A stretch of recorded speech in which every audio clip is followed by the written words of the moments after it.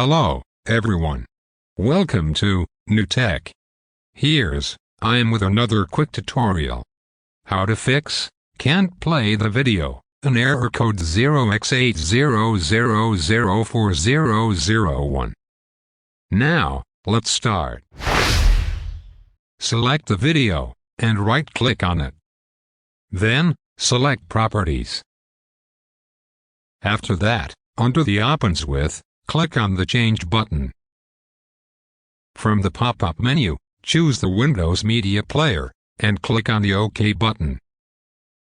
Next, click on Apply, and open the video. Great! It's working.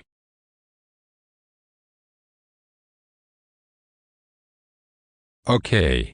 That's it for today. I will see you in the next tutorial, with amazing and interesting topics. And don't forget to like, comment, share, and subscribe to this channel.